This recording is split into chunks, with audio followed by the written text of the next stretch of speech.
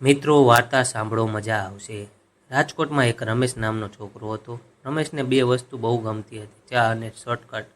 એના જીવનનું સૂત્ર હતું, મહેનત તો બેકાર છે, દિમાગ લગાડો યાર.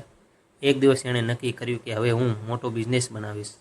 પણ સમસ્યા એ હતી કે એની પાસે પૈસા નહોતા અને આઈડિયા પણ નહોતો. એણે વિચાર્યું, ચાલ ચાની લારી નાખવું.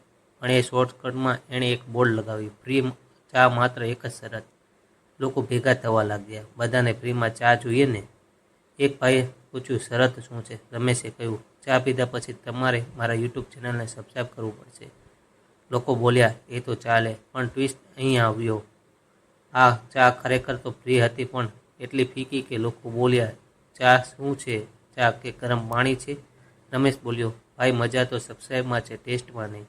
થોડા દિવસ પછી એ કાકા રોજ આવતા અને ચા પીતા. એક દિવસ રમેશે પૂછ્યું, કાકા તમે રોજ આવો છો, તમને મારી ચા ગમે છે? કાકા બોલ્યા, ના બેટા, મને ચા ગમતી નથી. રમેશ, તો પછી રોજ કેમ આવો છો? કાકા કે ઘરે વહુ બનાવે છે એના કરતાં તો સારી છે. આ સાંભળીને આખી લારી પણ હાસ્યનો ફટકો પડી ગયો. રમેશે વિચાર્યું, લાગે છે મારી ચા નહીં, લોકોની હાલત જ ખરાબ છે.